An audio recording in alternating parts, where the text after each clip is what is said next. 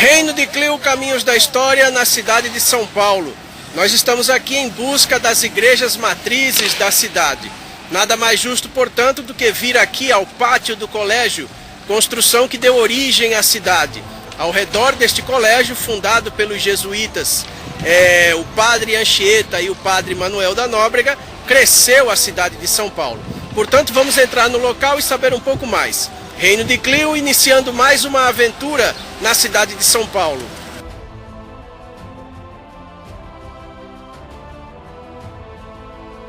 Talvez seja possível afirmar que a primeira matriz de São Paulo foi, na prática, a cabana construída por José de Anchieta e seus companheiros, pois não havia outra igreja e as missas eram celebradas ali mesmo. Não muito tempo depois, os jesuítas fizeram suas construções de taipa de pilão, e essa história pode ser conhecida em nosso vídeo sobre o pátio do colégio, que pode ser acessado em link na descrição deste documentário. Essa nova construção passou então a ser, na prática, a nova matriz, enquanto manteve a condição de única igreja. Essa situação gerou conflito, pois ainda em 1588, os moradores de São Paulo de Piratininga queriam construir uma igreja matriz, mas somente os jesuítas tinham essa permissão por parte da coroa portuguesa. A indecisão perdurou até 1591, quando a autorização foi dada e a construção pôde começar. As obras terminaram em 1612 e essa igreja ficava onde atualmente é a Praça da Sé, onde hoje está a estátua de Anchieta. Em 1740, a vila de São Paulo foi elevada à categoria de cidade e em 1745 passou a ser a sede da diocese. A nova condição demandava uma nova igreja e a matriz foi demolida para que outra fosse construída em seu lugar. As obras terminaram em 1764. Esse novo templo, em estilo barroco, foi a Sé até o ano de 1911, quando também foi demolida para a construção da atual catedral. Como se vê, o desprezo pela preservação foi um mal que perdurou por séculos em São Paulo. Já imaginaram que maravilha seria poder visitar as 3 igrejas, uma ao lado da outra? Enfim, neste período de obras, a Sé foi transferida para a igreja que vamos conhecer agora.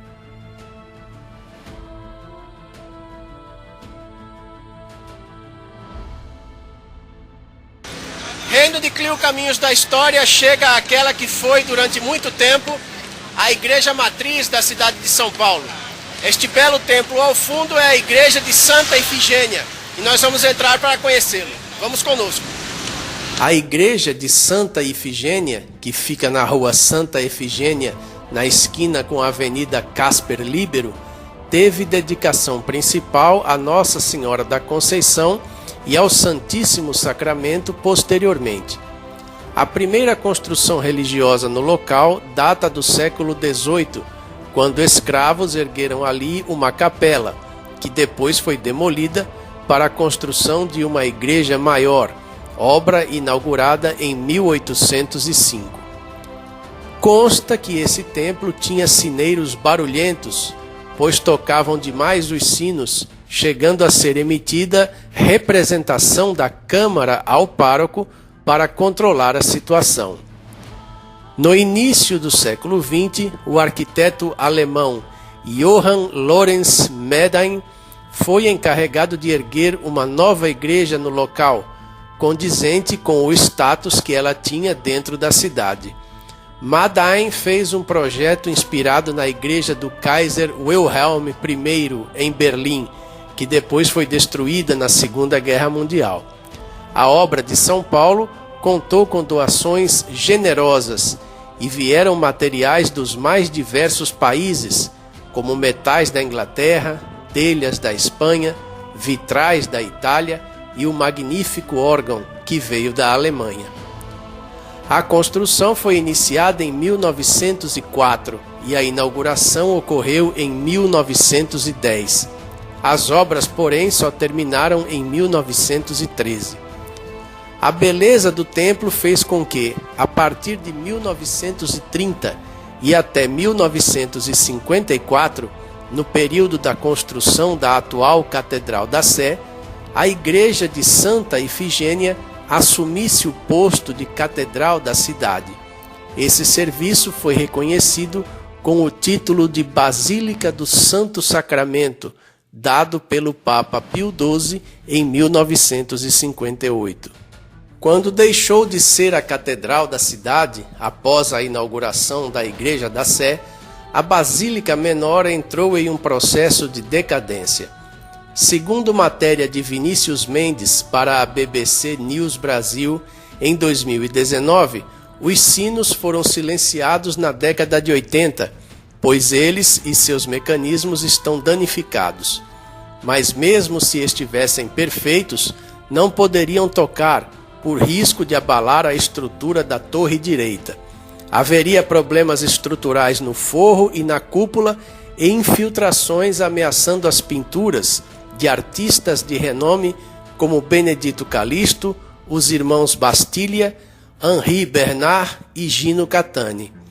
Segundo ele, também faltariam recursos para recuperar os vitrais e outros elementos da decoração. Quando de nossa visita em outubro de 2019, não conseguimos um contato que nos desse informações oficiais, porém notamos que alguns trabalhos estavam em andamento. Aqui dentro da igreja de Santa Ifigênia, nós encontramos um templo muito bonito e que está passando por obras de recuperação. Nós podemos ver aqui que alguns locais estão fechados ao público, mas é para recuperação da pintura e é uma coisa que nos deixa felizes, porque nós percebemos que o patrimônio histórico-religioso da cidade de São Paulo está sendo preservado, pelo menos aqui, na igreja de Santa Ifigênia, que já foi a matriz da capital paulista.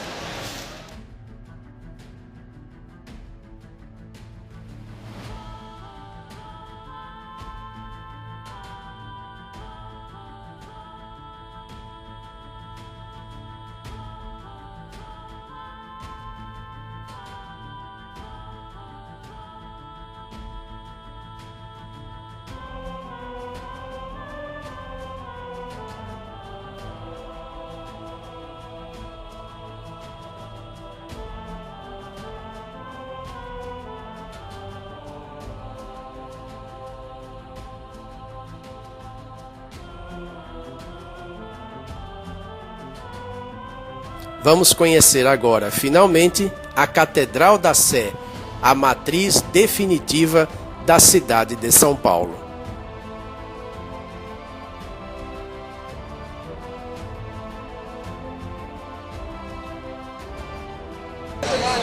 Finalmente, depois de peregrinar pelas primeiras matrizes da cidade de São Paulo, chegamos à Catedral da Sé, na Praça da Sé. E vamos entrar e mostrar o magnífico templo para você. As obras de construção da Catedral da Sé começaram em 6 de julho de 1913, sob comando de Alexandre Albuquerque, que permaneceu até 1940, quando foi substituído por Luiz Inácio de Anhaya Melo. O projeto foi do arquiteto alemão Maximilian Emil Hell, que uniu vários estilos em um projeto de catedral com predominância do neogótico. A maior parte dos materiais de decoração vieram da Itália e as 2 guerras mundiais dificultaram enormemente o transporte, o que causou grande atraso nas obras. Em 25 de janeiro de 1954, na celebração dos 400 anos da cidade de São Paulo, a catedral foi inaugurada sem que as obras estivessem concluídas. Nenhuma das 2 torres, por exemplo, estavam prontas, nem outros torreões e muitos elementos de decoração, como vitrais. Somente em 1967 as torres foram concluídas, mas ainda faltavam concluir detalhes importantes do projeto original. Nos anos 80, o prédio já estava em decadência, com infiltrações de água que ameaçavam a estrutura. Em 1999, a catedral foi fechada para restauração, cujas obras começaram no ano 2000 e duraram até 2002. Neste período de reforma, os pináculos do altar e torres externas foram terminados conforme o projeto original. Estruturas, vitrais, portas, mobiliário, etc., foram restaurados e instalações elétricas, hidráulicas, de segurança e mais banheiros foram implantados. Em 29 de setembro de 2002, ocorreu a reinauguração, que deixou o templo com a aparência que o reino de Clio encontrou. A Catedral da Sé, em forma de cruz latina, é uma das maiores igrejas do mundo. Possui 111 metros de comprimento por 46 metros de largura e suas torres medem 92 metros de altura, com a cúpula chegando a 70 metros. Seu interior comporta até 8.000 pessoas. Seu órgão, cujos tubos ocupam grande área atrás do altar, é o maior do Brasil e foi construído em Milão, na Itália.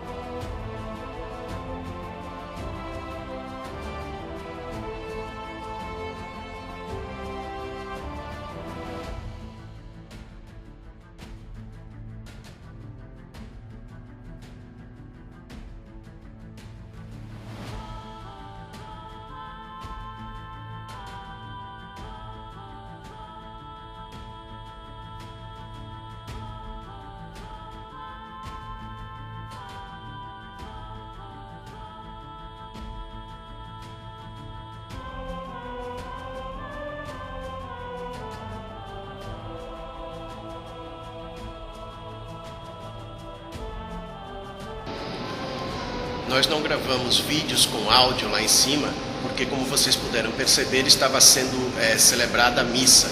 Lembrando que hoje, o dia de nossa gravação, é dia 12 de outubro, dia de Nossa Senhora Aparecida. Mas agora nós estamos embaixo da catedral, nós estamos na cripta, onde estão enterrados vultos históricos e muitos bispos, padres, membros da igreja. E vamos fazer imagens e mostrar para você.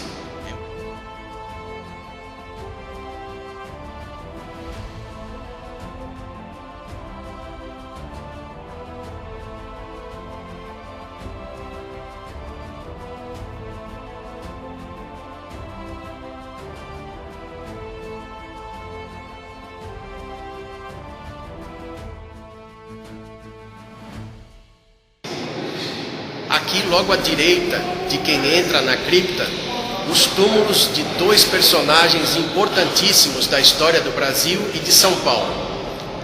À minha direita, o túmulo do cacique Tibiriçá. E à minha esquerda, o túmulo do regente Feijó.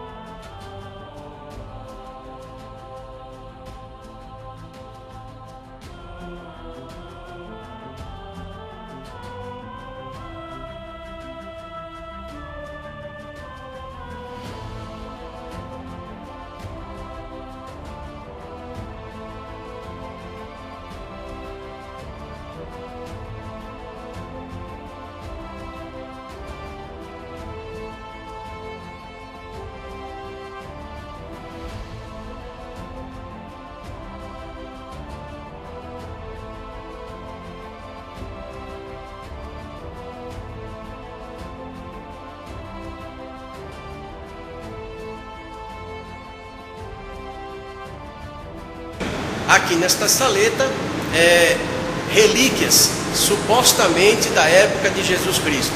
Vamos ver.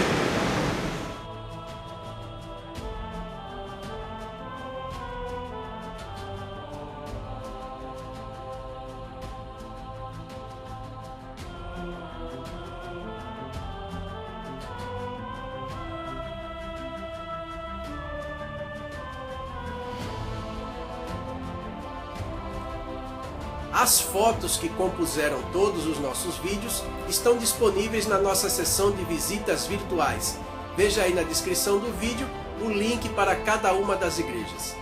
Se você gostou do vídeo, dê um like, inscreva-se aí no nosso canal e ative a sinetinha, porque vem muito mais por aí. Reino de Clio, nos caminhos da história, na cidade de São Paulo.